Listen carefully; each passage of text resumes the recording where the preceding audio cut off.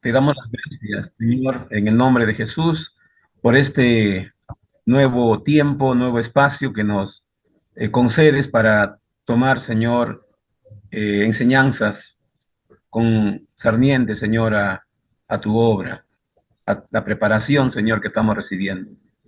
Bendiga, Señor, este tiempo hermoso. Seas tú mismo, Santo Espíritu de Dios, asistiéndonos en este estudio, en este tema, viendo, Señor, tu palabra. También te rogamos por el pastor Alberto, que a través de él, Señor, puedas prepararnos y tenernos, Señor, con los temas que tienes para hoy. Te rogamos, Padre, todo esto en el nombre de Jesús. Amén. Amén. Amén. Muy bien. Amén. Muy bien, se me escucha, ¿no? Sí, sí, hermano. Muy bien. Entonces estamos aquí. Habíamos dejado el libro de, eh, a ver, Sucre Díaz. ajá, José Sicre, ¿no? Ujú. Ya, el de José Sicre. Y ahí está indicado en el sílabus lo que tenemos que realizar. A ver, ¿cómo les ha ido la lectura? Vamos a empezar siempre con lecturas, ¿no? Cada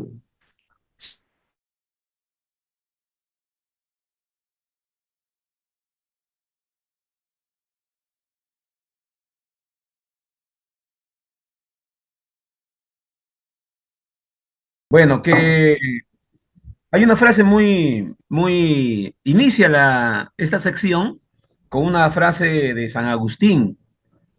Dice, por medio de los hombres, al modo humano, Dios nos habla, porque hablando así, nos busca.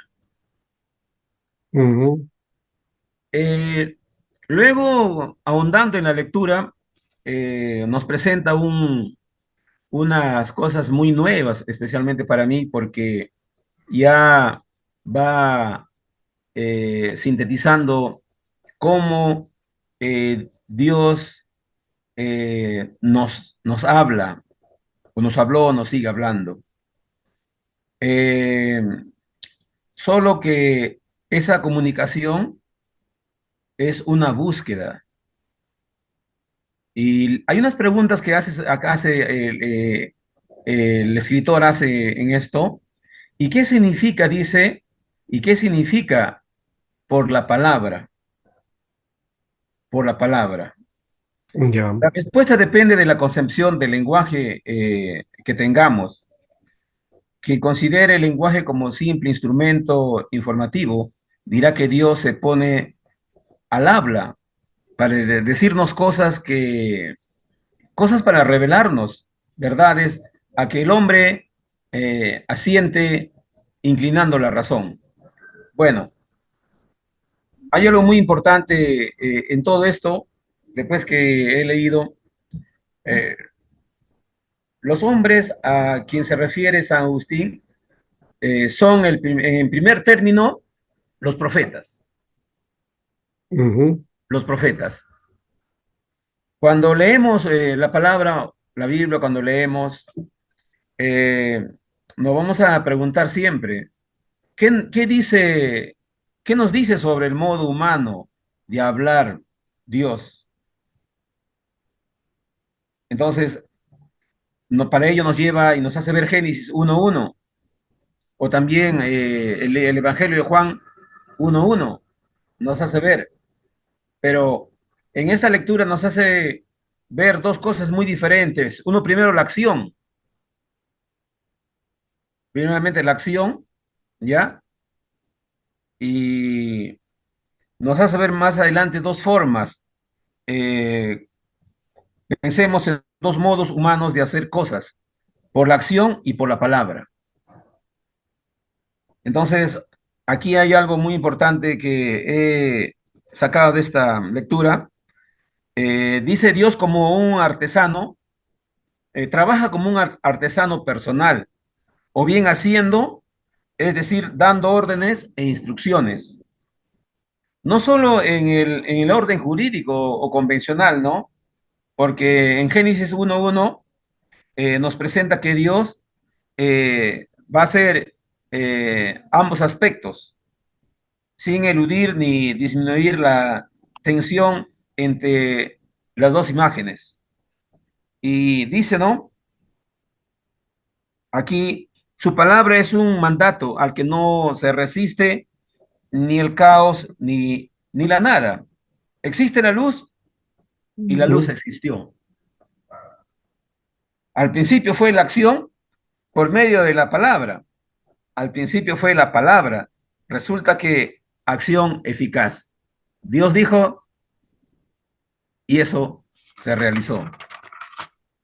Otra cosa también que he notado aquí es que eh, Dios actúa en la historia no a solas como en la creación, sino engranando, vamos a decir, ¿no? La libertad humana y en medio que emplea para actuar como su creación. Ahora Ujú. bien, Dios dirige la palabra a su pueblo por medio de los hombres de ese pueblo. Así surge este personaje extraño, ¿no? De la historia, que es el profeta. Dios habló a través de los profetas. Eso, pastores, con referente a la primera parte, la palabra activa. La palabra activa. Ya. Ahora, también hace un punto dos al modo humano, ¿no? Al modo humano. Ujú. En este punto, él dice, si Dios ha decidido actuar en la historia por medio de la palabra, podemos decir que su acción es infalible, que su palabra se cumple siempre. Como dice Isaías 48, nada más débil que la palabra por tres costados es desviada. Es viento que vibra, limitado por la distancia, confinado por las fronteras de las lenguas, de duración instantánea y sometido a perturbaciones. Esto es, pastor, con referente a... Y ahí nos hace ver unas cosas, ¿no? Como los portadores de la palabra de Dios son muchas veces eh, personajes paradójicos, vamos a decir. Encontramos a un Amós, ¿no? Eh, encontramos a un Oseas, encontramos a un Jeremías o también a un Jonás. Mira, hay mucha paradoja en estos hombres de Dios, ¿no? Y encontramos también a un Ezequiel. Todo esto nos hace ver que para Dios no hay cosa imposible, ¿no? Cuando Él dirige su palabra, porque si fuera poco, surgen los profetas también falsos. Y ese es otro tema ya muy amplio donde vamos a ver, ¿no? Que Dios en su palabra es, es tajante, ¿no? Es tajante. Ujú. Bien, pastor, es con referente a la primera lectura que he podido asimilar. Muy bien, gracias. Entonces la parte del llamado de Dios, ¿no? Cómo utiliza a los hombres y también Y su palabra activa, el, claro, y lo otro es el hecho el de llamado ser que hace, ¿no? llamado, pero también está el lado humano, ¿no? El lado humano. ¿No? Que a veces no lo manifestamos o no lo damos cuenta, ¿no? Y que Por también eso eso se puede dice, ser, el autor, por eso dice, eh, a veces personajes muy paradójicos. sí, sí, pero también, yo estoy pensando no solamente en los profetas así, sino en esa forma o la práctica que hacemos nosotros, bueno, que en alguna manera hemos aprendido, ¿no? A partir de la iglesia, ¿no? Y que no es una concepción evangélica, sino una postura, digamos, mística, religiosa, ¿no? Esa idea de mirar no solamente el lado espiritual, ¿no? Mirar solamente ese lado y no mirar también el lado humano, ¿no? El aspecto humano de nosotros, ¿no? Y que como iglesia en Cristo, correcto, somos uno, pero también esa comunidad necesita también, ¿no? De afecto, de interconocerse, interrelacionarse, ¿no? Eso también es otro elemento importante, ¿no? Pastor, ahí Sí, estaba notando, Amós era un empresario, un terrateniente, era muy sí, grande. Y sí, sí, ahora viéndole a Oseas, es un marido burlado, ¿no? Que sí, cubre a Dios en su humillación y ahí hay bastante, vamos a decir, paradoja de la vida, ¿no? sí, sí, sí. Eso lo vamos a ver en el siguiente curso, de paso, ¿no? Porque Bien, pastor. esta parte es de profetas mayores, ¿no? Pero Exacto. sí, ahí vamos a ver cómo se desarrollan estos profetas, ¿no? Que usted ha mencionado. Pero, ¿qué más? ¿Qué más encontramos de José? Si que alguien quiera intervenir. A ver, bueno, no es que alguien tiene que intervenir de todas maneras. No solamente el hermano Javier ha leído, creo, ¿no? Porque la idea nuestra ahora es lanzarles la lectura, ¿no? Una semana antes, y ahí tienen el material, y luego entonces ustedes analicen y hacen su crítica, ¿no? Creo que es mucho mejor eh, a veces en la lectura y un resumen, el resumen como que falta y a veces no llega, ¿no? Pero en el caso de la intervención de ustedes directamente, ¿no? En base a esa lectura es importante también denotarla, ¿correcto? Bien, ¿alguien más que quiere entonces comentar acerca de esta lectura? Wilson, ya está aquí, qué bueno. ¿Qué tal, pastor? Buenas noches. Ah, Eh, hermano Jorge, sí. un breve aporte, pastor, pero bueno, de antemano sí es necesario los comentarios porque la teología es importante, ¿no? Hacer una investigación profunda, ¿no? Eso es lo que están haciendo los teólogos, ¿no? Me Ujú, parece que para hacer un buen conversatorio, lo hicimos ayer con el pastor Madrid también igual, estuve un poquito ocupado nada más, ujú, pero el autor José, que nos compartió el PDF, pastor, habla acerca del concepto que entendemos por profeta, ¿no? ujú, sí, Y para mí es necesario contrastarlo con lo que está pasando hoy día, ¿no?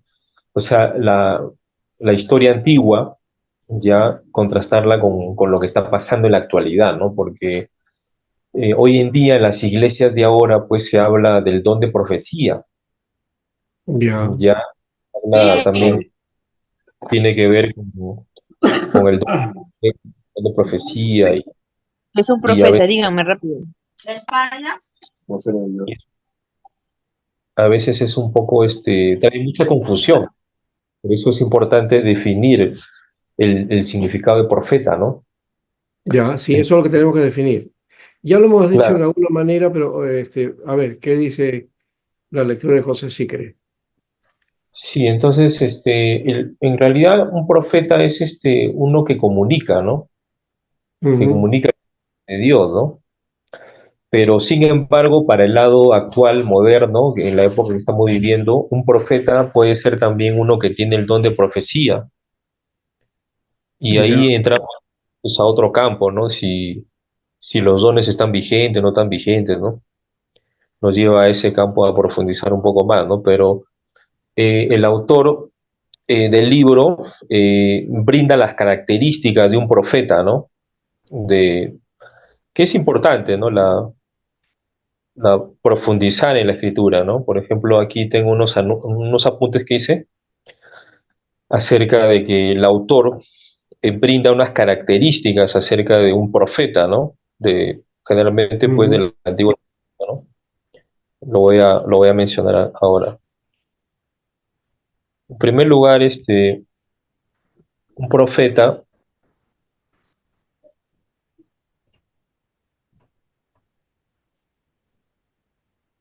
Bueno, eh, mientras va buscando el hermano, yo quiero acotar, pastor, con respecto a los profetas, que hace ver el libro que nos ha encomendado revisarlo, porque es la base, yo creo, para que veamos hoy nuestra realidad actual.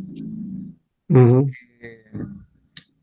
Ahí nos hace ver de que aquellos hombres que Dios llamó, pero sí estaban a disposición de Dios en cualquier momento. Eh, por eso que en ese momento el mismo profeta profetiza en carne viva, ¿no? En carne viva. El profeta conserva su lucidez cuando percibe y elabora el mensaje. Dios conserva su libertad cuando se pone a disposición de él. No es hoy día, ¿no? Como entran en trance o una palabra profética, lo que muchas veces por las redes se escuchan. No, es muy diferente. El profeta en el Antiguo Testamento conservaba su lucidez cuando recibe y elabora el mensaje de Dios. Conserva su libertad incluso. Dios también es respetuoso en ello. ujú, Por eso los profetas son hombres, digamos, de la palabra, ¿no? En ese tiempo. Y podemos ujú, decir que esto significa, ¿no? Poner a disposición de Dios sobre todo su lenguaje. ujú. Ok, Ya, pastor, ahora sí voy ahora a sí, Jorge. lo que Sí. dice el autor. Mire, profeta, en primer lugar, el autor lo define, profeta es un hombre inspirado, ¿ya? Ujú, A veces también hemos pensado que a veces eh, el profeta está en un éxtasis y Dios utiliza sus lenguas y comienza a hablar por boca de él, ¿no? Aunque Dios lo puede hacer, pero generalmente el profeta es un hombre inspirado, es el autor.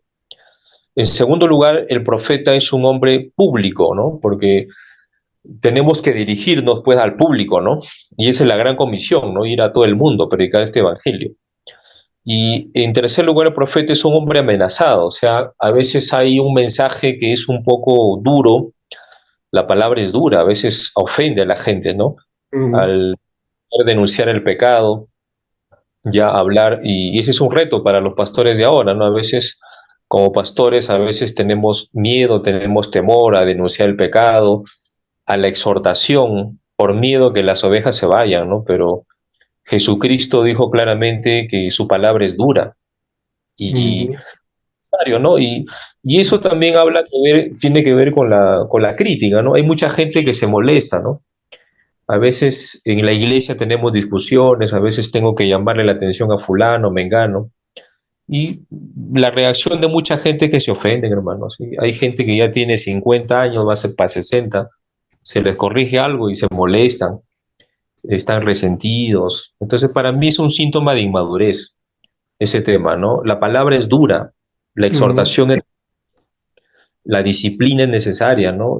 A veces los pastores apañan el pecado, no disciplinan. Escuché a un pastor que dijo, bueno, yo en mi iglesia un músico joven cometió un pecado que tuvo sexo antes del matrimonio y bueno, yo no lo juzgué, le dije que siga tocando en la iglesia, ¿no? Entonces no hubo una disciplina, ¿no? Entonces ujú, el profeta es casado porque llevamos el mensaje y la palabra es dura, ¿no? ujú. Ese es el pastor. Muy bien, gracias. Sí, acá está, entonces, justamente Sicre menciona esos tres elementos, ¿no?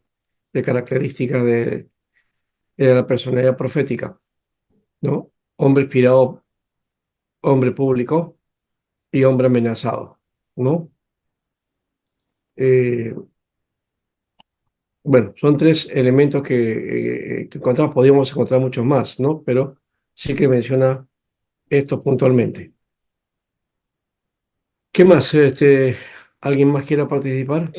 Pastor, Anda. yo quisiera dar un comentario, si se puede. ¿Me escucha? ¿Ya? Sí, Ya. Bueno, hay una diferencia bastante concreta entre el profeta del Antiguo Testamento y en este nuevo tiempo, ¿no? El ya. profeta del Antiguo Testamento hablaba con autoridad y todo lo que él decía se cumplía, ¿no? Y a veces sus palabras eran duras y también eran de justicia, ¿no? Se podría decir, traía juicio también, ¿no? Sobre personas, pero era una palabra infalible que Dios daba de diversas maneras a los profetas, ¿no? Ahora, la profecía, creo yo, se mueve más en torno a la palabra, ¿no? Un profeta de Dios es quien usa la palabra sabiamente en su contexto correcto y habla a la iglesia de parte de Dios, ¿no? O sea, cuando el pastor o alguien predica, está predicando con la palabra, está predicando con la autoridad, ¿no? Y si lo está usando correctamente, ministrado por el Espíritu Aleluya. Santo, se convierte en un verdadero profeta, ¿no? No es alguien que trae palabra nueva, ¿no? Es alguien que sabe usar sabiamente la palabra de Dios y Dios le ha autorizado que lo haga, ¿no? Mediante el Espíritu Santo, mediante su llamado, ¿no? No sé si está correcto esa definición. Aleluya. Ya, esto sería desde la perspectiva nuestra, diríamos, mensaje profético, ¿no? O una característica, ¿no? De un ministro de Dios. Antes era el profeta, el centro, ¿verdad? Hoy día, digamos, pastor. No estoy muy de acuerdo con la palabra pastor, de paso, ¿no? Es pero ese es lo que tenemos, ¿no? Es lo que ha triunfado, ha quedado como tradición, como parte importante, ¿no? Si uno va a la Biblia, va a encontrar que no hay una mención a un pastor de iglesia, sino a pastores, ¿no? O sea, en plural, ¿no? Y cuando se refiere en singular al pastor, se refiere a Jesús como el pastor, ¿no? Entonces, el ministro de Dios en la Biblia no lo encuentro como pastor, ¿no?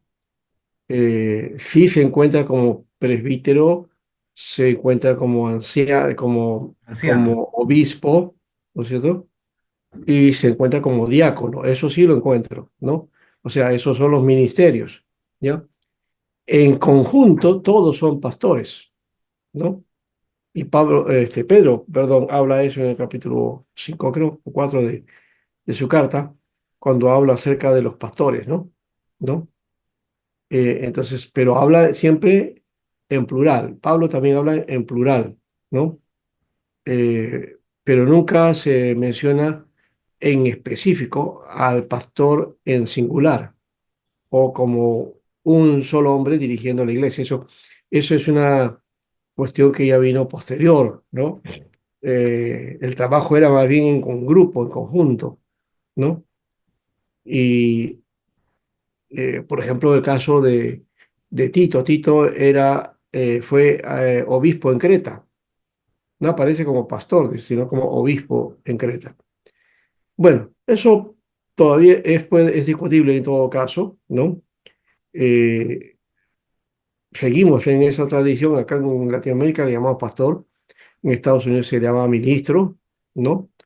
En algunos casos en Europa le llaman reverendo, ¿no? ¿No? Acá también utilizamos la palabra reverendo, pero es más por el grado que otra cosa, ¿no? ¿Ya? Pero el reconocimiento se le conoce en Europa y Estados Unidos, se le conoce a las iglesias, por lo menos ya históricas, muy, de muy larga data, se le llama entonces reverendo, ¿no? Entonces, y hoy está en boga el asunto profético, que nada tiene que ver con esto que estamos hablando, ¿no? No es el hombre que predice el futuro o una especie de adivino, que esa es la idea que algunos plantean, ¿no? Entonces, voy a ir al profeta para que me diga, a ver, qué cosa debo hacer, ¿no? Voy a viajar, me voy a casar, voy a hacer esto, si esto es así o no, ¿qué dice Dios, ¿no? Eso es como ir al adivino, ¿no?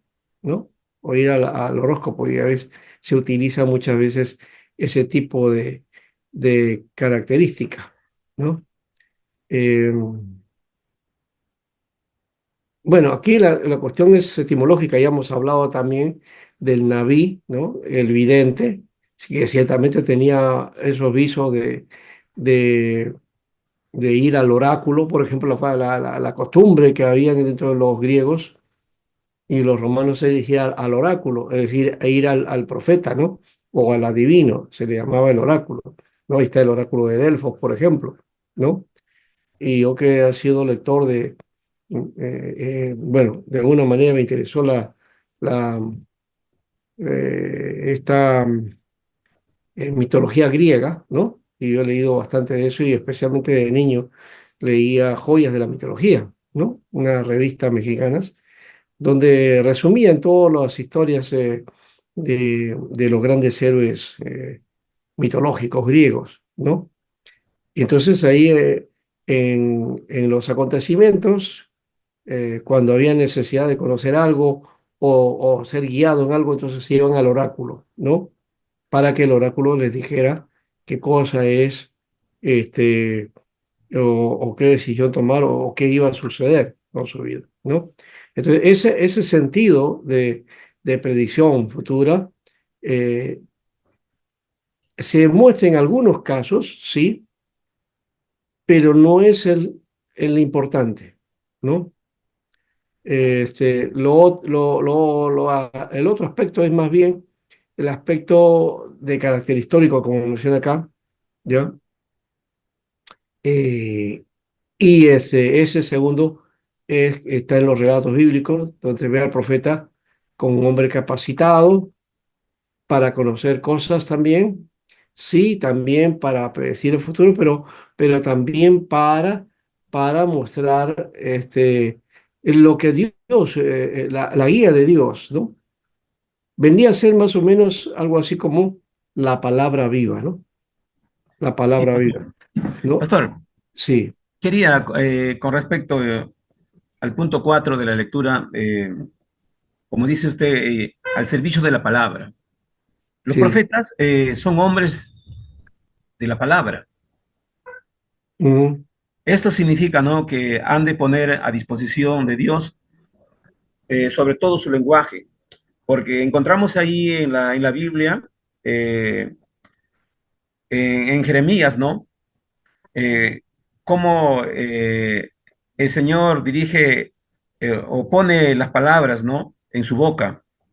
ya, Y también encontramos, Jeremías siente la palabra de Dios como una lava ardiente, dice, en su interior, ¿no? O a veces como el profeta se come el rollo también, cosas que nos hace ver, ¿no? Nos hace ver el profeta elabora los oráculos, ¿no? Para, con el sudor o profético, vamos a decir, ¿no?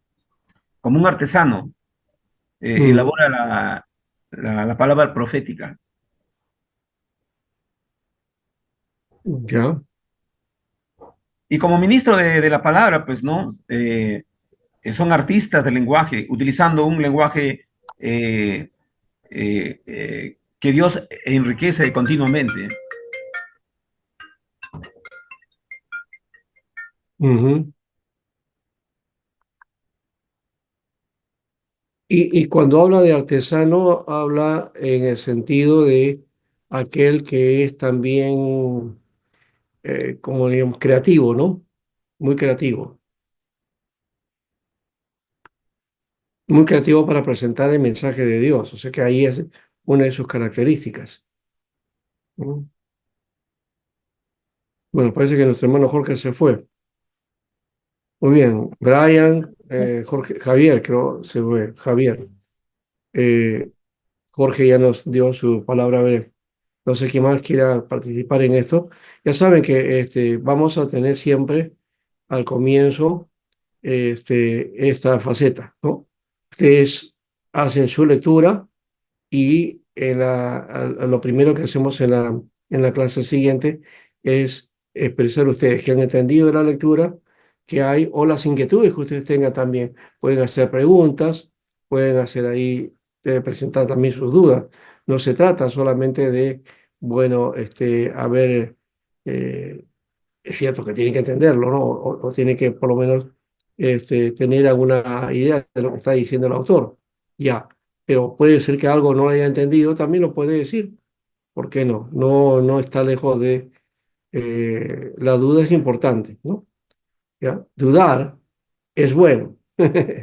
Ah, Eso no lo diría otro pastor, creo. Dudar es bueno. Sí, la duda te ayuda a qué cosa? A aprender, a conocer, a entender mejor. El que no tiene dudas, pues entonces no va a aprender tampoco. Entonces siempre lo que va a hacer es recibir, recibir, pero no va a captar, ¿no? Puede decir muchas cosas, pero no puede expresar opinión, ¿no? Y la idea de plantearnos dudas es para sacar luego respuestas y tener una opinión. ¿No es cierto? Tener un criterio. Eso es importante. Y en el ministerio necesitamos crear opinión, formar opinión, desarrollar opinión a partir de la palabra, ¿no? Y hacer pensar a la gente también, a los hermanos, ¿no? No solamente decirle, así dice la palabra, recíbela así, punto, que es la característica que tenemos en todas las iglesias. Lastimosamente, en el mundo evangélico nos hemos vuelto poco, digamos, críticos o expresivos de la palabra, ¿no? Son pocos los que tienen ese criterio y a veces cuando sucede esto, a ver, como pastor no le echamos el ojo a la persona que se pone así. No, más bien deberíamos sentirnos contentos de saber que alguien que está quiere aprender, quiere saber, pues, ¿no? Porque si no fuera así, entonces pasaría desapercibido y nada más, ¿no? Damos a entender o creemos que porque todos nos dicen el amén están entendiendo, pero de repente no están entendiendo. Entonces necesitamos por eso tener una explicación propia cada uno, ¿no? A eso se define, o por lo menos pretendemos hacer esto con las lecturas, ¿no? Muy bien, entonces vamos a avanzar, creo, de todo esto. Esta lectura es muy importante, la de Secret, esta primera parte, y vamos a ver después, entonces, antes de terminar, mandar también, entonces, la siguiente lectura para la próxima semana, ¿ya? También esta otra lectura, posiblemente podemos trabajar como alternativa también, que es la de los profetas de Israel, de León Wood, los profetas de Israel, ¿no? Este es otro material muy importante, ¿no? Eh, pero sí que me interesó porque te habla acerca de la importancia que tiene el profetismo en Israel, ¿no? Ahora, luego vamos a tratar de aplicar en todo caso en las clases, ¿no? Eh, cómo hacer hoy día, porque hay mucha distancia y de hecho quiero que también ustedes no solamente distancien esto, sino diferencien, ¿no? Una cosa es el movimiento profético de Israel y otra cosa son los profetas de hoy, ¿no? O los profetas o los ministerios proféticos de hoy. Es, ahí hay una, digamos, una distancia abismal, ¿no? No es lo mismo, ¿no?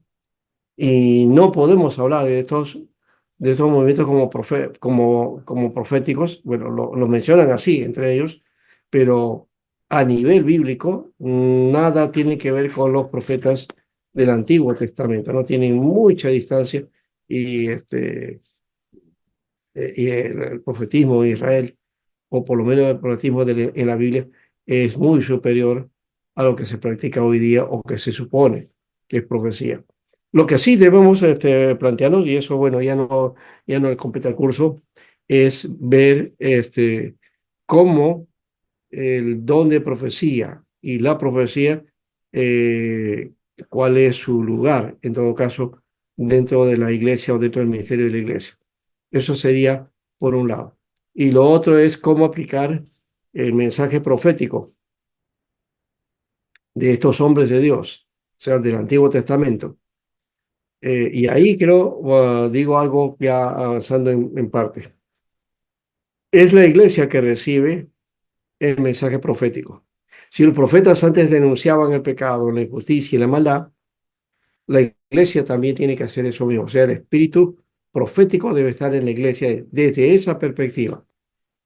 Es decir, la predicación de los profetas era fundamental en Israel, ¿ya? Para conocer la verdad de Dios. Entonces, en la iglesia la predicación debe ser fundamental para conocer el propósito y la voluntad de Dios, ¿no? Y el propósito que Dios tiene para su iglesia. Eso creo que sí es importante salvar, ¿no? Y esa línea vamos a seguir en todo caso para la continuidad, ¿ya? Muy bien, nuestra hermana Sol ya llegó, y Suri Hola, también. pastor, buenas noches. Sí, Buenas ¿no has noches, leído? pastor. ¿Tú leíste Sol? Sí, pastor, sí lo ¿Llegaste pude a leer un leer? poco. ¿Ah? Sí, sí, ¿Qué pastor. dices acerca de la Ay, lectura ahí? justo estaba también escuchando lo que decían los hermanos, el hermano Jorge, el hermano Javier, acerca de que el profeta es una persona que transmite, que habla de parte de Dios. Es Ujú, una persona que está inspirada por Dios. También ujú, en la lectura vi que se mencionan varias palabras proféticas que dijeron, ¿no? Los ujú, profetas. Y pienso que también una característica de los profetas es que hay diferentes tipos, como se menciona. Hay profetas quizás que de advertencia o profetas de consuelo o que hablan diferentes. Por ejemplo, justo cuando leí estaba pensando en eso, como por ejemplo en la advertencia, por ejemplo, está Jeremías, ¿no? Que hay, y que también se mencionaba que él, por ejemplo, advirtió al pueblo, ¿no? Al pueblo de Judá sobre la destrucción, o de consuelo, está Isaías, que él da un mensaje de consuelo y de esperanza. Entonces creo que, así como mencionaba usted, es importante tener en cuenta el tema de los profetas y poder conocerlo bien, porque todo eso nos ayuda a nosotros a poder entender y quizás también a poder anhelar ese don, también anhelar eso para nosotros, porque sirve mucho en la iglesia ahora. ujú. Ya, muy bien. Claro, tú te refieres a la profecía ahora. Lo anterior sí todo mejor, que tiene que ver con el mensaje de los profetas en el Antiguo Testamento, ¿no? Como digo, vamos a tratar de diferenciar entre uno y otro, pero está bien. Sí, Ahora, dentro de la línea del trabajo, ya habíamos dicho la semana pasada que el profetismo en Israel tuvo diversas características, ¿no? O diríamos, tuvo manifestaciones diversas o clases o, digamos, tipos de profetas que se manifestaron desde Samuel hacia arriba, ¿no? También hemos hablado a Abraham como profeta, a Moisés también como profeta, a Noé y otros más, pero básicamente dentro del misterio profético que aparece a partir de Samuel, ¿no? Hay ciertas características o rasgos distintivos de la participación de estos hombres de Dios, por lo menos algunos que nosotros hemos dicho la semana pasada. Pueden haber otros más o de repente podemos darle otra clasificación, pero esto es más o menos una clasificación o estos modelos principales, ¿no? Cuatro tipos, ¿ya? Eh, que llenan de alguna manera, ¿no? El espectro de los profetas. Uno es los profetas estáticos, los otros son las comunidades proféticas, luego los profetas cortesanos, o también le llaman palaciegos, o profetas reales, institucionales, y los profetas clásicos, ¿no? Dentro de esta clasificación, generalmente siempre nos quedamos con los profetas clásicos, ¿no? Eh, no sé por qué, pero siempre hacemos más énfasis en los profetas clásicos, ¿no? Y en los profetas estáticos es más bien algo que llega hasta nuestros días, que es lo que hacen algunos profetas buscando señales, situaciones pues, sobrenaturales, ese tipo de cosas, ¿no? Los profetas estáticos tienen mucho que ver con expresiones, ¿no? No solamente corporales, sino de manifestación de poder y todo eso, ¿no? Entonces, aquí tenemos, ¿eh? Los que estaban en éxtasis, ¿no? O que ah, expresaban, ¿no? emociones religiosas o digamos, místicas, ¿no? Esto se daba en grupos más que en individuos, ¿no? Hoy día es más individuo que grupos, ¿no? Y se asociaba a determinados preparativos ambientales, ¿no? Música, danza, ¿no? Que predisponían al estado de trance, ¿no? En todo caso, eso es más o menos lo que se daba en general, ¿no? No solamente dentro de Israel, sino en todos los pueblos que estaban alrededor de Israel, porque la profecía no es exclusiva de Israel, de paso, Ujú. ¿no? O los profetas o los movimientos proféticos no eran solamente de Israel, o sea, eso que también hay que reconocerlo. No es una creación divina, o sea, que es una institución que de pronto bueno, Dios creó y ya, muy sagrada, no. Esto aparece también en conjunto a la vez de que en otros pueblos, ¿no? Los pueblos aledaños a Israel, habían también gente que hacía estas o tenía estas características, ¿no? Y por eso Oh, hablábamos de los oráculos. Los oráculos. Los oráculos eran centro de disposición ya, mística, ¿no? Donde la gente iba y buscaba al profeta, ¿no? ¿No? Buscaba la orientación de vida o una respuesta, siempre iba al oráculo, ¿no? Y en el oráculo estaba, pues, o el adivino, el vidente, ¿no? Llamado así, o profeta también en un sentido. Es decir, en el paganismo, la profecía se utilizaba de esa manera, ¿no? Ya, sí. entonces, hay precedentes en esto, en números 11, 24, 30, pero hay un caso relevante en 1 Samuel 10 y 19, 20 a 24, ¿no? Ujú. Que habla acerca de estas manifestaciones. Una forma que tiene su analogía con fenómenos similares que se registran en la historia religiosa, o el caso de Balán, por ejemplo, el culto a Balán, ¿no? Eh, que entonces se muestra con ciertas manifestaciones, ¿no? Entonces, esta característica de profetas estáticos viene de los cultos en los pueblos cananeos, ¿no? Pastor. Básicamente. No quiere decir que no haya, Ujú. que en Israel no haya habido eso, sí, pero se notaba en casi todos los pueblos cananeos, sí. Eh, sí, pastor, eso es lo que no debemos nosotros pasar por alto, porque ya lo vemos en Elías frente a los profetas de Baal Mm, y el tema que está tocando profetas extaxiados, porque sí. estos profetas de Baal hacían lo mismo, lo que usted está ampliando el tema ahora, en este punto.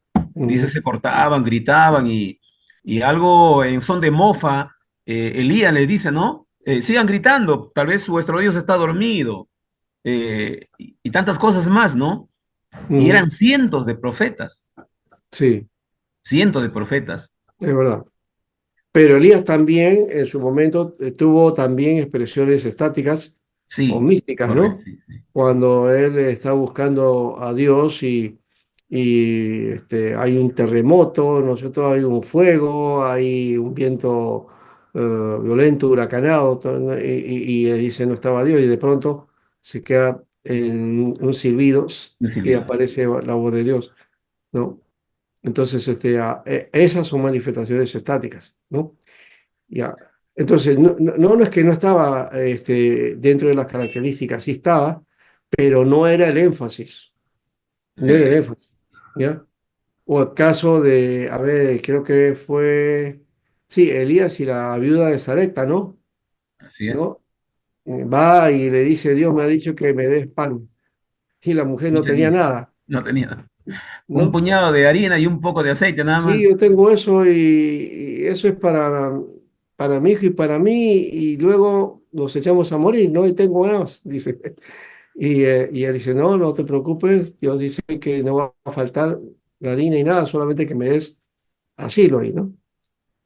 Alguno puede aprovecharse de ese espacio. Yo me he dicho eso, yo me acuerdo de una vez de un hermano por ahí que decía ser profeta y va y visita a un hermano que, esto es en la selva, ¿no? Entonces, se había comprado una moto, ¿no? Una moto nuevecita, toda. Agar y va y le dice, hermano, Dios me ha dado una palabra, le dice, ¿ya? Y me ha dicho que me regales tu moto, así dice. ¿Ya? Dios me ha dicho que me regale tu moto, tienes que dármela, ¿no? Entonces, claro, dio esa característica mística, ¿no? Dios te ha dicho, bueno, entonces, si Dios te ha dicho, te la tengo que dar. Pero hace uso místico. ¿Le habrá dicho Dios eso? ¿Será que Dios no? O simplemente es una actitud carnal disfrazada de espiritualidad, ¿no? Un deseo de tener la moto y por eso lanza la figura, ¿no?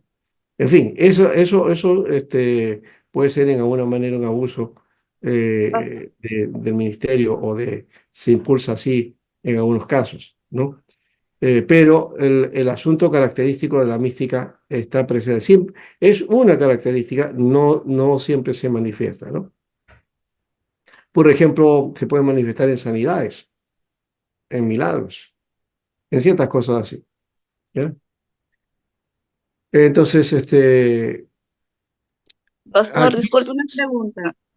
Zulín, ¿cómo estás, Gustavo? Sí, ¿Cómo podemos, no, tengo dos preguntas. Una, ya. ¿cómo se puede desarrollar, o si es que se puede desarrollar el don profético? Y la segunda pregunta es, ¿cómo saber si la voz viene de Dios o viene tal vez de uno? Ya. Bueno, tenemos que situarnos ahí. Nosotros lo que estamos haciendo es hablando acerca de la profecía en el Antiguo Testamento, ¿no? Y del movimiento profético. Este movimiento profético, de hecho, ya no está vigente desde esa perspectiva, de la forma en que se manifestó en el Antiguo Ujú. Testamento, ¿no? Porque tenemos la palabra. Dije al comienzo, este movimiento hizo a las veces de palabra de Dios. Era palabra de Dios, ciertamente, y era palabra de Dios viva, o sea, Dios en fresco anunciaba, hablaba con estos hombres y ellos predicaban esa palabra, ¿no? Luego esa palabra, por supuesto, con el tiempo quedó graficado en un documento, ¿no? Que es el Antiguo Testamento. Y a eso le llamamos palabra de Dios. Ya. Desde esa perspectiva, entonces, las profecías del Antiguo Testamento vienen a ser, está en la Biblia, ¿no? Ese es el mensaje profético, está en la Biblia. Y la iglesia lo tiene que predicar. Ahora, de hecho, profetas o don profético hoy día, eso es ya otro aspecto que tiene que ver con la iglesia, como hemos dicho, eso no, no, no compete en el curso, porque no vamos a hablar acerca de eso, no vamos a hablar de don de profecía, ni tampoco de la manifestación profética en el sentido de lo eclesial, ¿no? O de lo que dice Pablo con respecto al don de profecía, ¿no?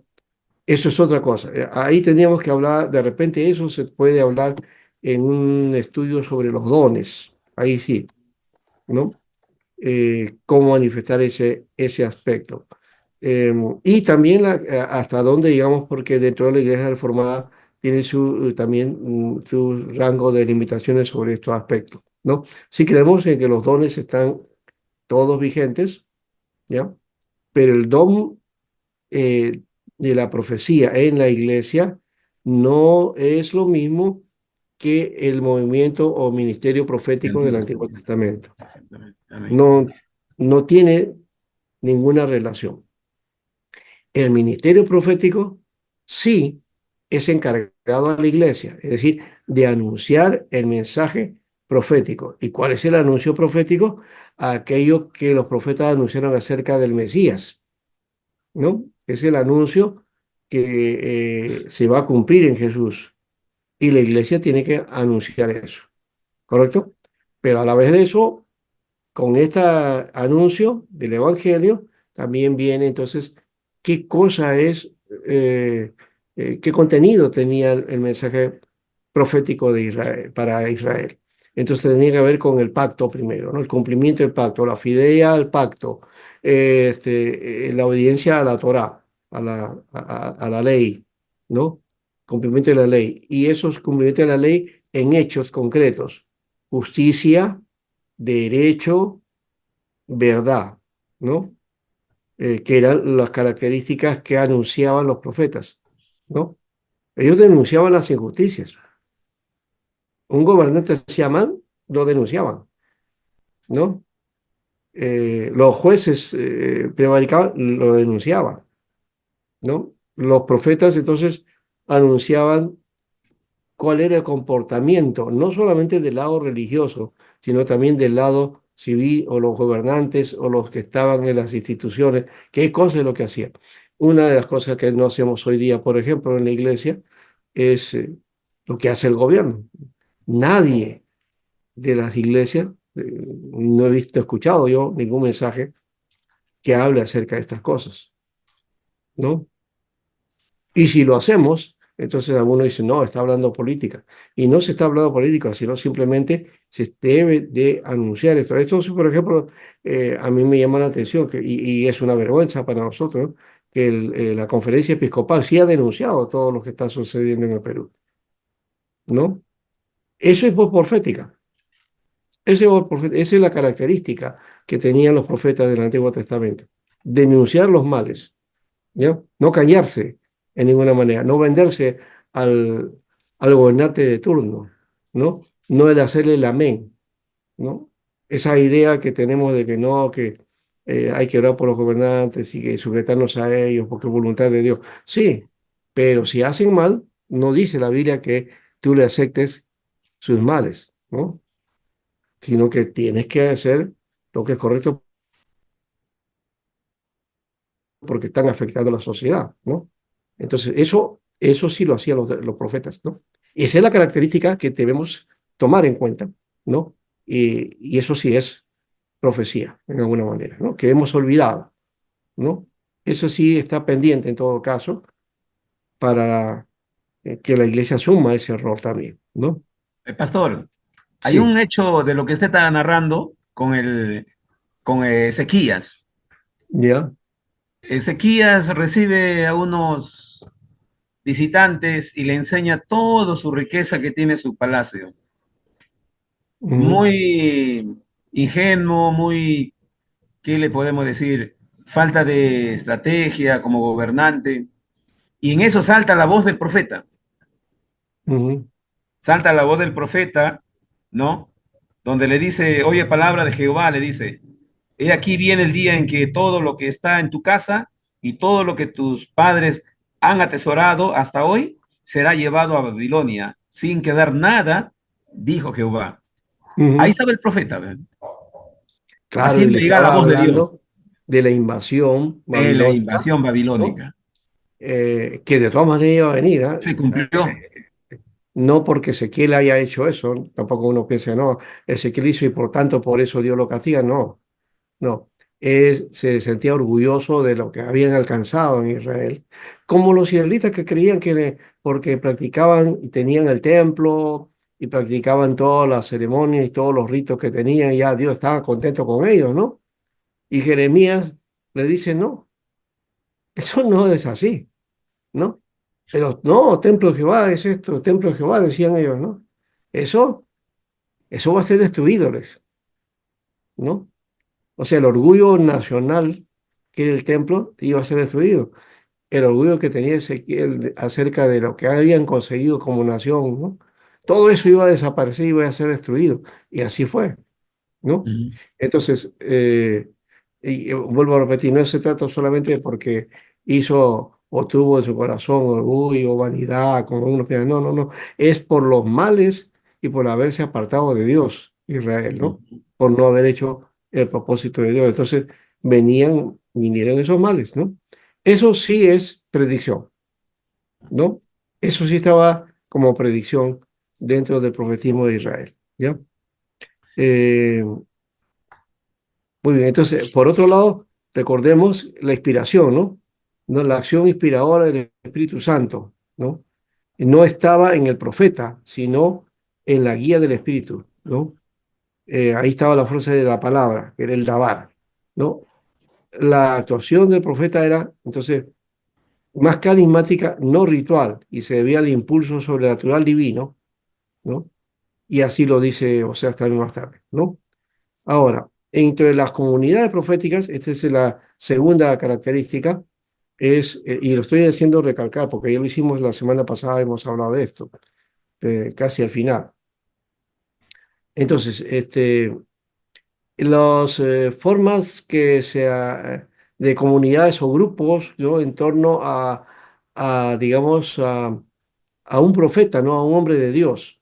No diríamos que fueran escuelas propiamente, ¿no? No eran institución, no era un seminario como este, por ejemplo, ¿no? Aunque en algunos casos a veces lo asemejamos, ¿no? Decimos, ¿no? Las escuelas proféticas, los grupos o comunidades proféticas es como un instituto bíblico, ¿no? Como un seminario bíblico, ¿no?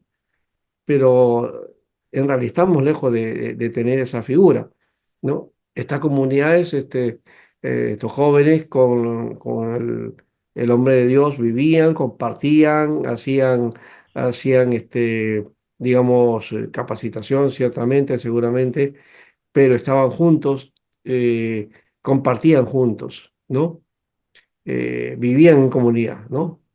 Y estaban siempre ligados en conexión con un santuario, ¿no?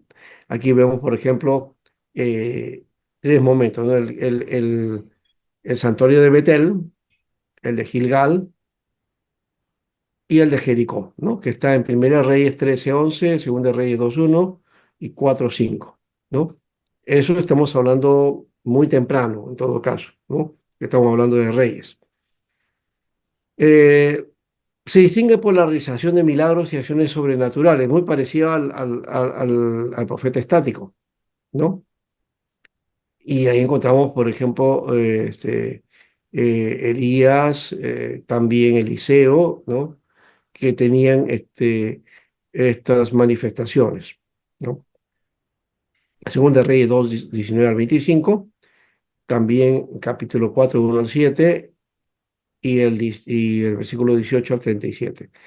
Esto confirmaba la autoridad moral del profeta en su ministerio o enseñanza, ¿no? O, o la orientación política que tuviera, ¿no? Según de Reyes 13, 14, ¿no? Eh, Cuando hablamos, por ejemplo, de autoridad, orientación política, es porque ya hemos dicho, o sea, tenían su parecer, o sea, no está lejano. La idea que tenemos hoy es que solamente tocamos las cosas espirituales o las cosas de Dios, pero no hacemos análisis de la realidad. Los profetas sí lo hacían, ¿no? Ahora, por eso la influencia era notable en Israel. Ellos tenían la autoridad, ¿no? Y tenían autoridad moral de decir las cosas. Claro que a algunos reyes no les gustaba, ¿no? A unos los perseguían y a unos hasta los mataban, ¿no? Pero ellos no dejaban de hacer su función, ¿no? Con mostrar la voz de Dios, ya, al pueblo y a sus gobernantes y a toda la nación.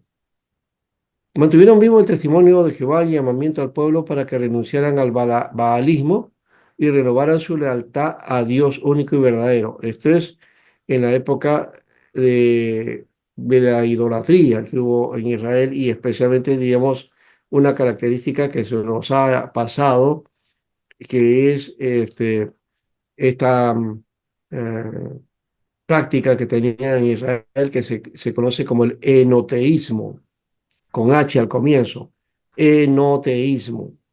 El enoteísmo es una forma también de idolatría, pero atenuada en alguna manera, ¿no?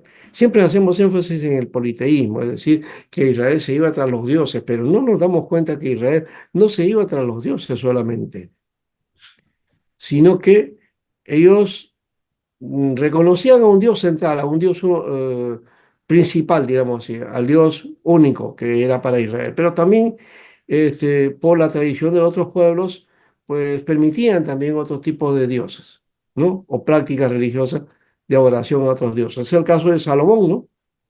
Salomón, por ejemplo, ¿no? Dice que tuvo varias esposas, ¿no? ¿Ya? creo que sus esposas fueron 300, ¿no? O creo que al revés, ¿no? 700 concubinas y 300 esposas, o al revés. Bueno, lo cierto es que eh, dice el texto que estas esposas desviaron el corazón de Salomón, ¿no? Y él les construyó altares a sus dioses. Esa práctica de Salomón se llama enoteísmo. Enoteísmo. Enoteísmo. O sea, sí estaba con Jehová, pero también a la vez estaba con otros dioses, ¿no? ¿No?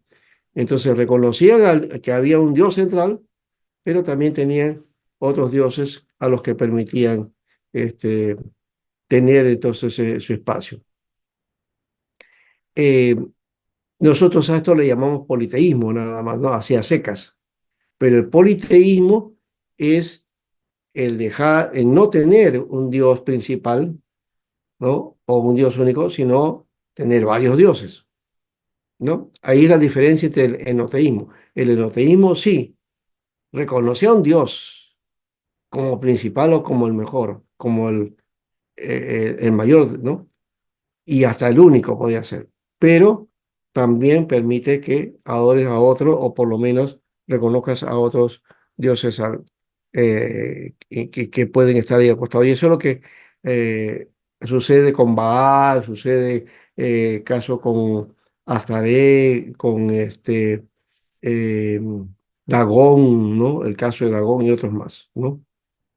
Aunque estos casos sí, Dagón y Baal sí representaban pues politeísmo, ¿no? Para las otras naciones, sí, pero para Israel entonces era mm, una especie de permisividad que se daba, ¿no? Sin dejar de lado a Jehová, ¿no? Aparentemente o religiosamente, porque de hecho que la palabra de los profetas decía, no, ustedes han abandonado a Jehová. No, nosotros no hemos abandonado, seguimos, dice, ¿no? Porque cumplimos con las fiestas, las ceremonias, los sacrificios, las fiestas en los templos, ¿no? Y el cuidado de los sacrificios en el templo. Estamos cumpliendo bien, decían. Pero los profetas decían, no, ustedes están lejos de Dios, ¿no? Porque se han ido tras otros dioses. Han adulterado, todavía decía, ¿no? Porque hablaba de que se habían ido tras otros esposos, ¿no? Es decir, tras otros dioses, ¿no? Y han dejado a Jehová. Entonces entraban a una especie de, sí, de idolatría, ¿no? De una idolatría, ¿no? Del reino norte desapareció. Entonces son llevados cautivos y cuando vuelven de la cautividad, ahí recién Israel se cura y se sana de esa forma de práctica que tenían de permitir a otros dioses. ¿Ya? Cuando vuelven de la cautividad, ahora declaran que hay un único Dios, ya no van a adorar a nadie más, ¿no? Y eso les costó, mire, ¿cuánto tiempo les costó a Israel? Casi desde que fueron casi 500 años que les costó a ellos reconocer eso, ¿no? Porque el cautiverio fue el 586. Luego vinieron ya casi terminando el 500, 490, 450, por ahí volvieron, ¿ya? Y ahí ya implantaron entonces un monoteísmo, ¿no? Único y total, a partir de ahí. Entonces, la Israel del segundo templo, de paso, así se le conoce porque el templo primero fue destruido, el segundo templo lo reconstruyó Zorobabel y Josué. Ese segundo templo es donde se va a construir una nueva Israel, ¿no? Las instituciones que van a salir de ahí, ¿no? El fariseísmo, el Sanedrín, los sacerdotes restaurados, el templo, las escuelas farisaicas, los escribas también que cuidan la ley, la Torá, establecimiento de la ley y la acumulación para ir formulando el Antiguo Testamento, todo eso se da en esa etapa, ¿no? Del segundo templo. Entonces, la Israel del segundo templo es diferente a este Israel de los tiempos de los profetas, ¿no? La Israel del tiempo de los profetas es una Israel bastante, digamos, ¿cómo diríamos? Rebelde, ¿no es cierto? ¿No? Infiel, eh, relajada, de alguna manera también, ¿no? En fin, todo ese tipo de cosas que como pueblo lo afectó y el Señor quita su lugar, ¿no? Para que luego la iglesia la asuma, ¿no? Pastor, Sí, en esta actualidad o para nuestra actualidad, ¿un cristiano puede caer en enoteísmo?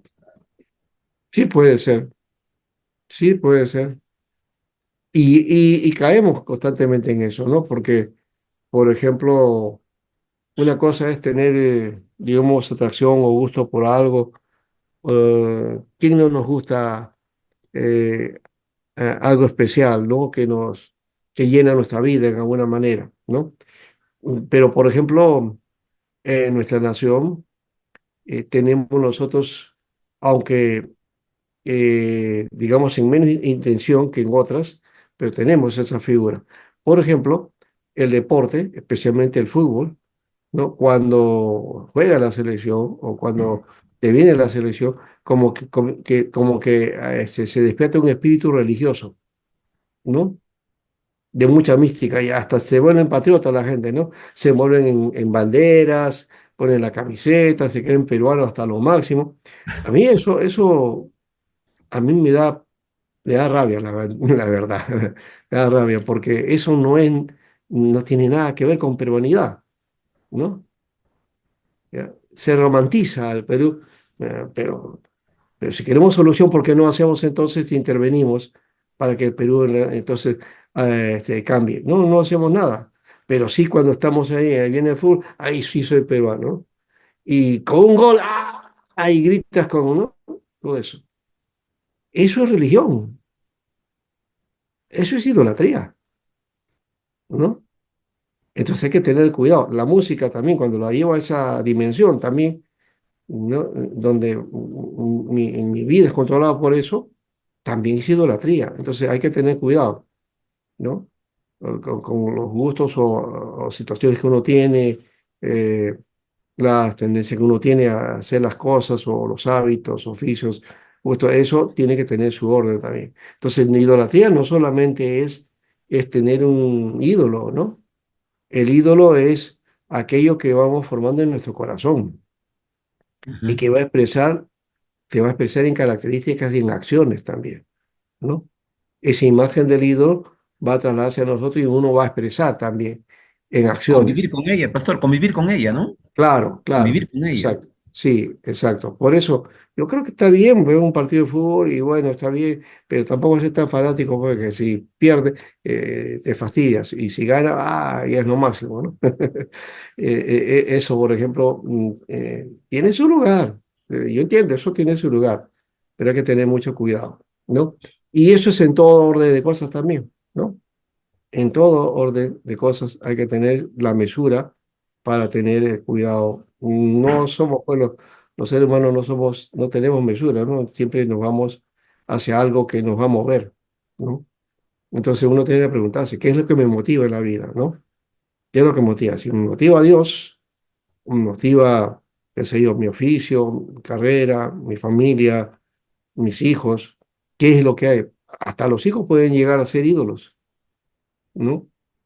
¿Cuántas mamás a veces idolatran a sus hijos y malogran también? Porque al final no llegan a darle los principios adecuados y entonces están al servicio del hijo y no de la formación del hijo, ¿no? Entonces, no es tan fácil, pues, en ese caso, ¿no?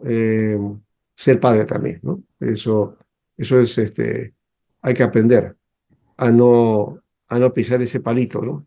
Tan difícil, ¿no? De, de asumir como si los nuestros pues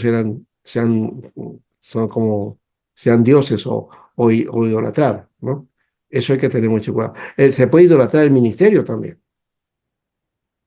Se puede idolatrar el ministerio. Yo recuerdo de un hermano muy ancianito, yo tuve que ver un caso hace ya muchos años ya de esto. Era parte directivo de la región del Callao de la Asamblea de Dios en esa época. y tuve que ver un caso de una iglesia que se estaba dividiendo. Y uno de los provocadores de todo eso era un hermanito, un ancianito, ya que ya debe haber partido el Señor, bien anciano. Pero en medio de todo lo que me dice él, y que pone a llorar, y él dice, yo he levantado estas paredes, yo compré estos ladrillos, yo he hecho esta obra, decía, ¿ya? Y que lo había hecho para Dios, ya. Pero en la forma que me lo dice, me lo dijo como que él, eso que estaba ahí era su orgullo, ¿no? ¿No? Lo que había hecho él. Y estaba dando su vida por eso, decía él, ¿no? Yo escuchaba y no recuerdo exactamente qué cosa más le dije, pero dije, no, eso no es así. Uno no puede poner la fe, o sea, si tú has hecho algo por Dios, ya está bien, lo has hecho, pero tú no puedes agarrar y decir, no, eso que he hecho de Dios es mío. Si lo has hecho para Dios, es para Dios, no es para ti. Tienes que desprenderte de eso, ¿verdad? Entonces, esa ha sido una de las características que he tenido de paso, porque yo nací en otra iglesia, ¿ya? Y cuando tuve mi experiencia espiritual, salí de esa iglesia, fue la primera vez que tuve que salir de una iglesia, no porque me votaron, sino porque por decisión propia.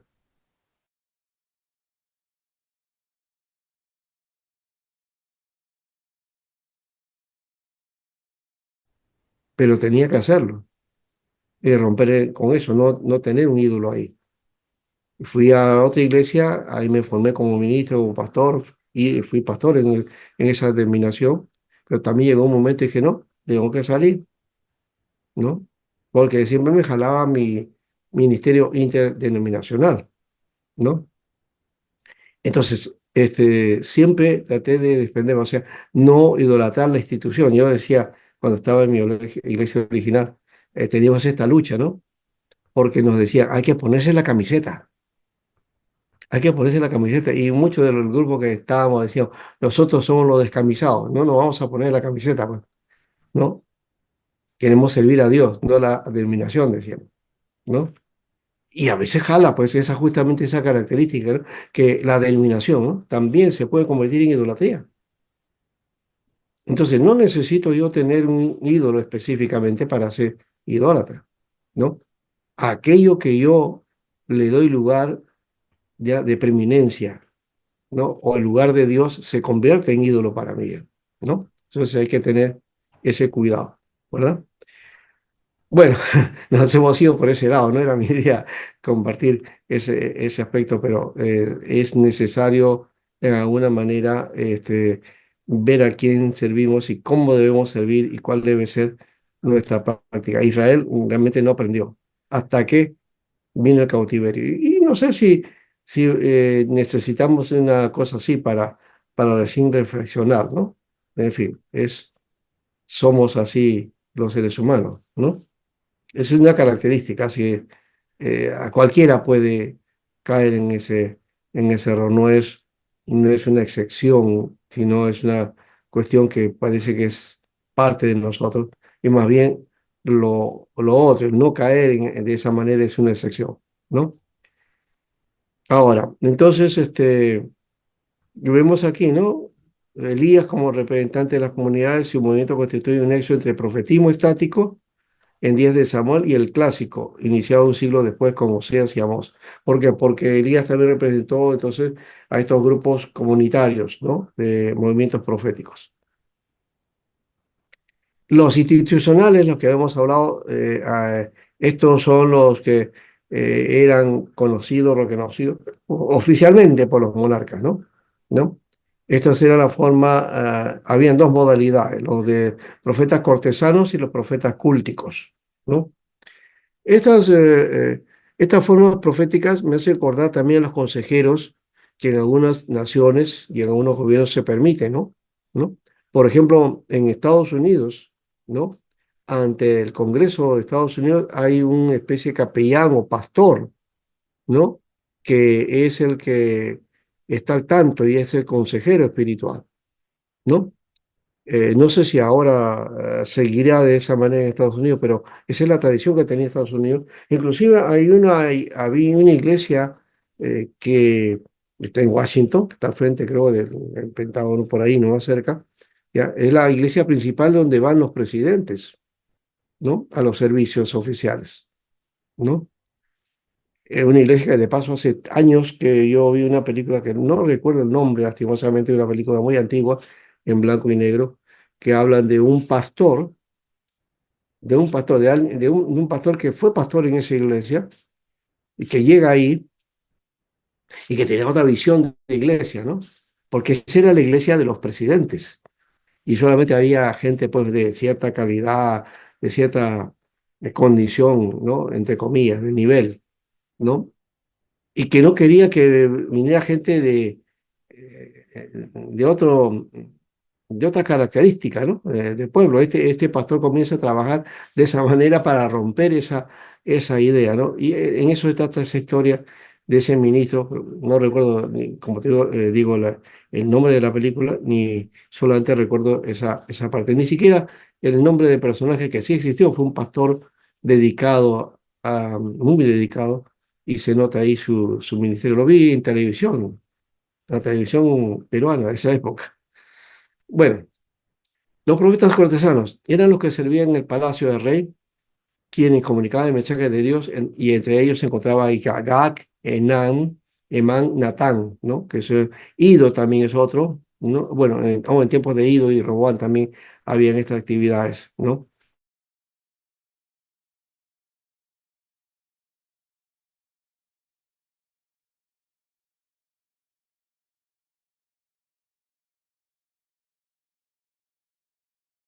Tanto para Jehová como también podía ser para otros ídolos o de acuerdo a la práctica que había o que permitía el rey. Los profetas cúlticos, considerados como oficiales del santuario, ocupaban un lugar de honor junto a los sacerdotes y demás funcionarios religiosos. Aquí está Jaasiel, según de Crónicas 20:14, y la acción profética estaba relacionada con el gran culto de oración, 23:4. No todos los eruditos reconocen la existencia de profetas cúlticos con carácter permanente. Los identifican más bien con los de la corte o los cortesanos, y algunos fijan su origen en los días de Samuel, cuyo ministerio se entrelazaba la profecía y las funciones del santuario, porque también era sacerdote, ¿no? Parece que también en los días de Eliseo había cierta conexión entre el culto y el oráculo, ¿no? Según de Reyes 4:22-23, ¿no? Ya hemos dicho, el oráculo es el lugar donde se hacían las profecías o se encontraba un profeta, ¿no? En esta época se dio el profetismo institucional desde la actividad cultica profética, ¿ya? Que era netamente religiosa y sin el reconocimiento oficial de la corte, ¿no? Entonces, en la práctica de Israel es que habían profetas que servían al rey de turno, ¿no? Que eran los asesores, digamos así, ¿ya? Y los cultos, los profetas clásicos o lo que van a llamarse profetas clásicos son los que van a tener la característica propiamente de lo que es un profeta, ¿no? Eh, un ministerio llamado por Dios, vocacionado, alimentado por la palabra, cumple la misión total de su misión a Dios, en su llamado, ¿no? Se distingue por una serie de rasgos comunes, ¿no? Eh, que tienen que ver con el llamado de Dios para proclamar la palabra. Y así lo dice también Casalis, dice, no han tenido la preocupación de hacer carrera, ni la ambición de realizar una obra, ni la voluntad de crearse un nombre y hacer perdurar su memoria. Aparecen de pronto indeseados e imprevisibles y desaparecen de la misma manera, iluminados por la luz que difunden, porque los atraviesa una vez cumplida su misión, dejar de estar en primera de la actualidad y es posible que vuelvan a sus familias o a sus negocios, como el caso de Amós, ¿no? Entonces, eh, esta característica es un poquito también la característica del hombre llamado por Dios, ¿no? Pero que ahora se centra en el ministerio y que vive del ministerio y que su vida es el ministerio, ¿no? En algunos casos, sí, habían profetas que eran así para toda su vida y otros solamente en ocasiones hacían su función de profeta y luego simplemente se dedicaban a sus tareas domésticas, Pastor, ¿no? una pregunta. Sí, No he encontrado, no sé si usted me puede dar un poco de luces. Los pastores, los profetas vivían del diezmo que eran llevados al alfolí. no, no. Eh, los profetas no tenían esa condición. El diezmo era para el sacerdocio y para los levitas, no es para otra cosa, ¿ya? El, eh, los profetas tampoco hacían servicio en el templo. No, no hacían servicio en el templo. Entonces tampoco eh, ahí, no sé, podría ser que tenían alguna otra tarea o otra forma digamos, de mantenimiento que les permitía también hacer el ministerio y a la vez vivir, ¿no? Por ejemplo, en el caso de Elías, nadie sabe nada acerca de Elías con respecto de qué vivía, ¿no? Se han Ujú. preguntado en eso, cómo se mantenía, qué cosa era lo que hacía para tener sostenimiento, ¿no? No se ve eso en Elías, se ve solamente en algún momento cuando está huyendo, inclusive se ve que Dios lo guía al desierto, ¿no? Y en el Es texto en alimentado, ¿no? hebreo habla de que los cuervos lo alimentaron, ¿no? Sí, eso sí se ¿No? encuentra. Que de paso en el texto hebreo hay un error de la traducción, o sea, que algunos traducen como cuervos, pero que es una palabra que tiene que ver con los árabes, Ujú. ¿ya? Entonces, sí, más allá de eso, si ha sido personas o animales, lo cierto es que Dios les dio la provisión a Elías, ¿no? ¿No? Y también el caso de cuando estuvo con la viuda, ¿no? De Sarepta, que también fue mantenido ahí, hubo provisión. Entonces, eh, era Dios el que ellos recibieron el respaldo de parte de Dios en cuanto a lo que hacían, ¿no? Creo que eso es importante, ese aspecto. Así que, bueno, no parece este asunto de cómo se mantenía. Ese es un problema que tenemos hoy día. Hoy día, ¿de qué nos vamos a mantener? ¿No? Porque hoy día la situación es que la economía, ¿no? ¿No? Tienes que tener un ingreso porque si no, ¿cómo? ¿Cómo? Y si el ministerio no te da, ¿cómo? ¿No? Entonces, eso también es una inquietud, por supuesto, eh, que se vive de alguna manera, ¿no? ¿No? Seas pastor o no, porque hay pastores que sí reciben más o menos, y otros reciben mucho y otros reciben poco, otros reciben nada también, ¿no? Y que tienen que valerse de sí mismos o trabajar o tener otro medio para subsistir, ¿no? Mientras hacen el ministerio, ¿no? Bueno. Entonces, hay cuatro estos modelos, pero estos modelos coexistían juntos, ¿ah? Por si acaso, no son etapas, ¿no? Si bien pueden haber estado bajo ciertas etapas, se ven casi en varios momentos en Israel, ¿no? Guardan relación entre sí, ¿no? El movimiento profético tiene su culmen en el profetismo clásico, que es asociado con la literatura profética del Antiguo Testamento. Es decir, estos profetas clásicos están relacionados a los escritos del Antiguo Testamento, porque ellos dejaron escritos, ¿no? Isaías dejó escrito, Eliseo no, Elías no, pero sí encontramos a Jeremías, a Isaías, ¿no? A Daniel y a los demás profetas también, ¿no? Que pueden entrar dentro de ese clasicismo, aunque algunos no, ¿no? Algunos posiblemente sean mucho más estáticos, como el caso de Ezequiel, ¿no? O Zacarías también. Ahora, este, los profetas quisieron escuchar su voz en el periodo más denso de la historia de Israel, fueron entonces los del siglo VIII, ¿no? Que son básicamente los que hay que trabajar, del siglo VIII. Y aquí tenemos el ministerio profético en la historia de Israel. Creo que esta parte vamos a hacerlo rápido, luego vamos a ir a descanso. En este estudio veremos cómo se manifestó el ministerio profético dentro de la historia de Israel. Lo podemos dividir en tres etapas, ¿no? Marcadas. El preexilio, el exilio y el posexilio, ¿no? Ujú. En el preexilio, que viene a ser el periodo asirio, siglo VIII, fíjense, pues estamos hablando también de ese aspecto, es el siglo VIII que empieza todo esto. Amós, o sea, Isaías, y Miqueas. Y aquí encontramos a Isaías como alguien importante dentro de este periodo. En el periodo babilónico, que es el siglo 7 al 6, ahí vamos a Sofonías, Nahum, Jeremías y Habacuc. Y en este caso Jeremías es el elemento principal para nosotros dentro de los profetas mayores, ¿no?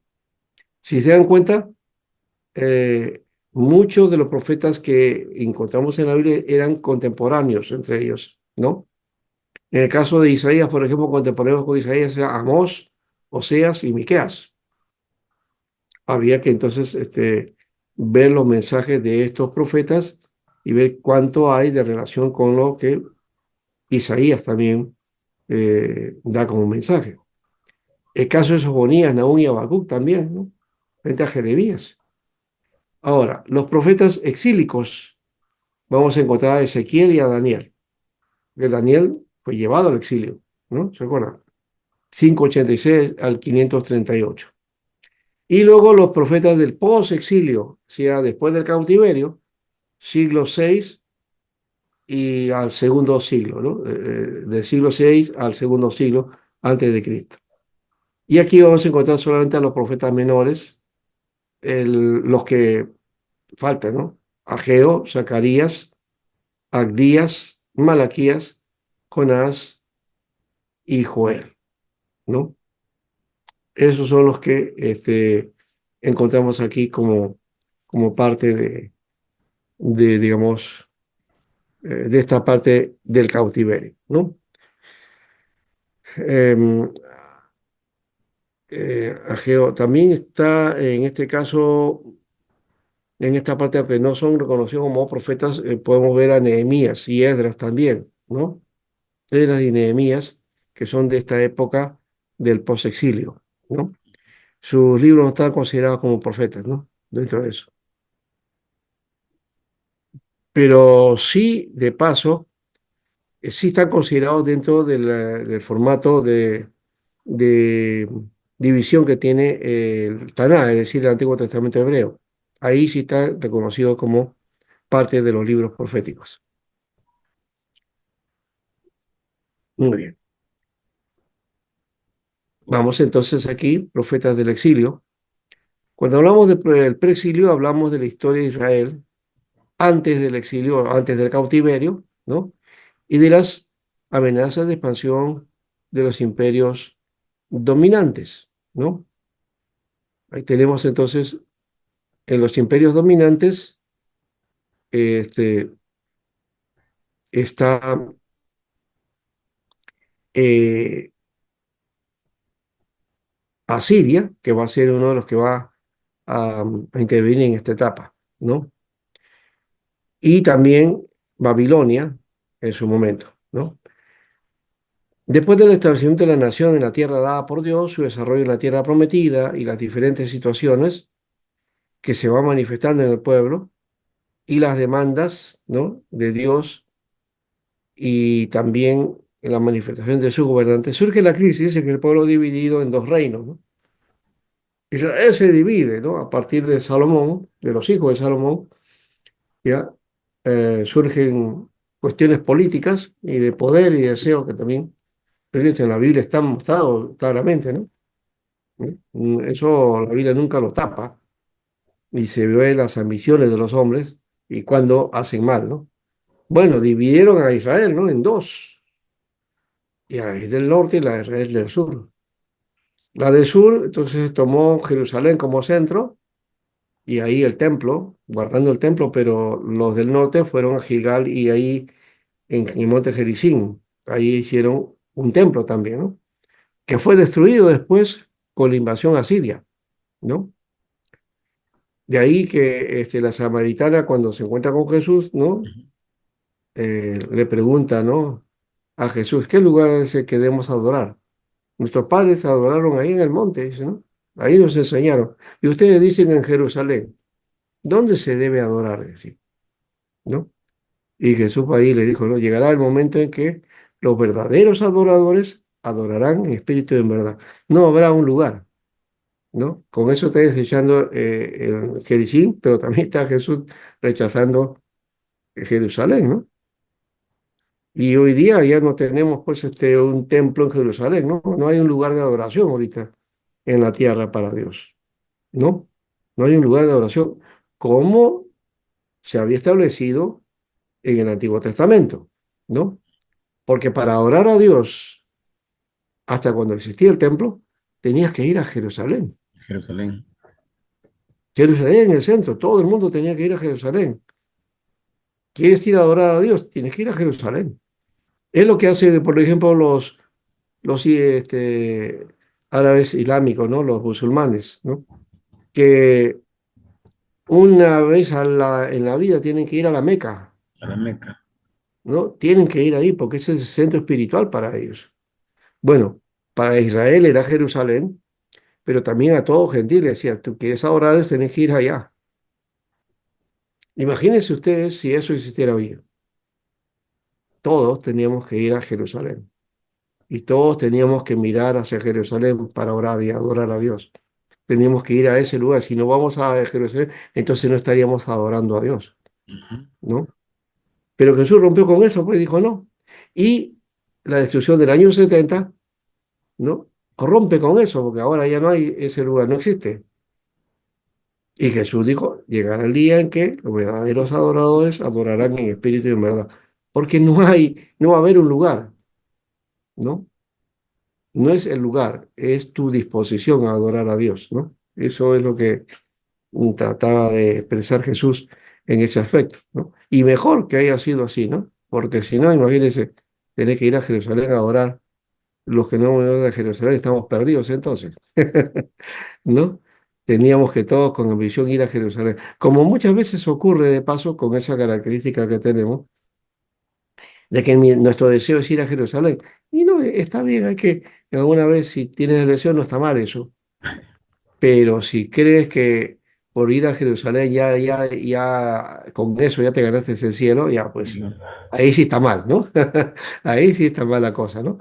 Y sucede además, ¿no? Porque cuando hay gente que ha ido a Jerusalén y sabe lo que ha hecho, se ha bautizado de nuevo en el río Jordán todavía. Van y se bautizan allá. Sí, No se puede, ya, rebautizan. sí, y el bautismo ya pues te bautizaste el día que te bautizaste, pero no porque te vas allá y el Jordán ahí va a tener más valor. Eso, no tiene, eso me parece jaló los cabellos, ¿no? Está como Entonces, Naamán, pasa. sí, hay que tener mucho cuidado. Entonces, de idolatrar, es lo que estamos diciendo, bueno, eso es idolatría, pues, de alguna manera. Pero no lo entendemos así, pues, lastimosamente, ¿no? Entonces, y no estoy tratando de criticar aquí eso, sino simplemente estoy diciendo que los principios, eso es el principio, ¿no? Hay que guardar principios, ¿no?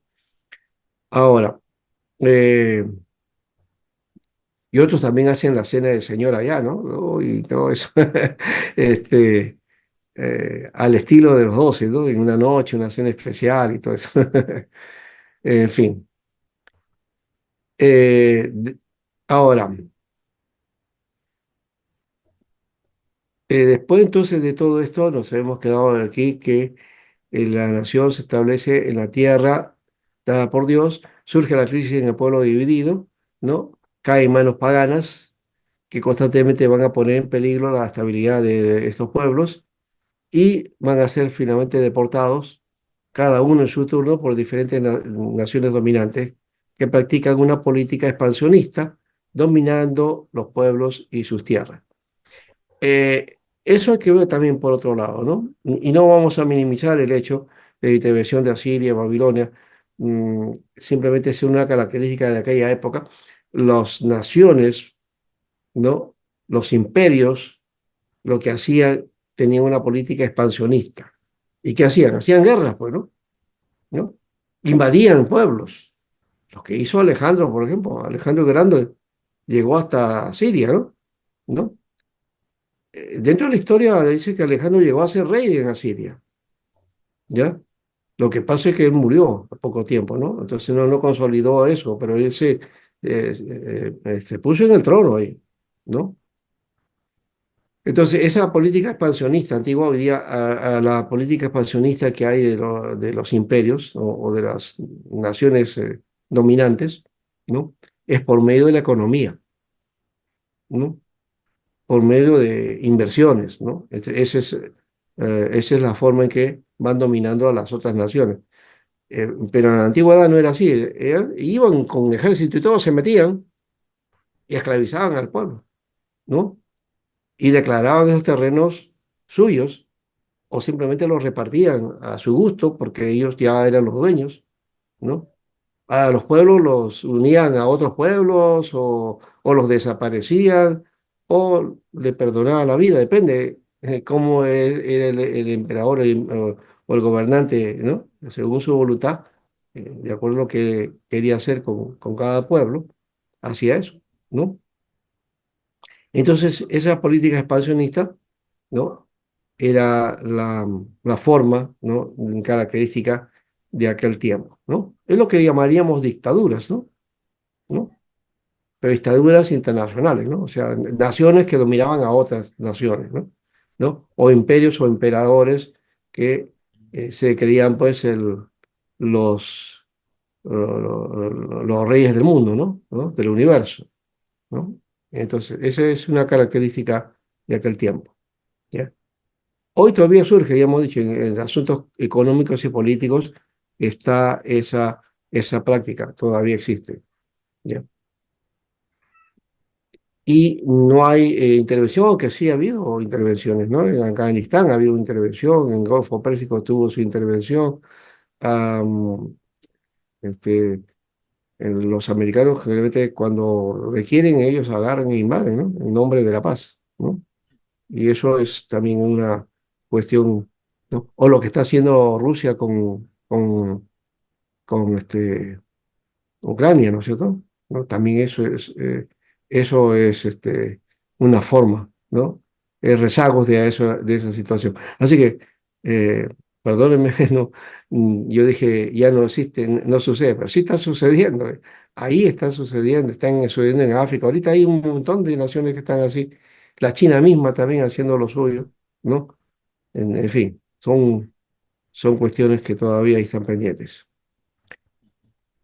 Esto es curioso, pero hablando de las formas de prácticas que había en la antigüedad, cómo también hoy se manifiestan ese tipo, quizás sofisticado o de repente con otra característica, pero es el mismo espíritu, ¿no? Que todavía permanece a nivel del mundo. Bueno, entonces los profetas de esta etapa, ahí están los periodos asirios, Amós, Oseas, Isaías, Miqueas, y aquí Isaías va a ser importante. Eso es lo que vamos a trabajar en la siguiente etapa, ¿no? O digamos después del descanso. Muy bien. A los profetas del siglo 8, vamos a ver esa característica ahora y luego vamos a entrar entonces a ver al profeta Isaías, ¿ya? Vamos al descanso, ¿ya? Sí, pastor. Ya, muy bien.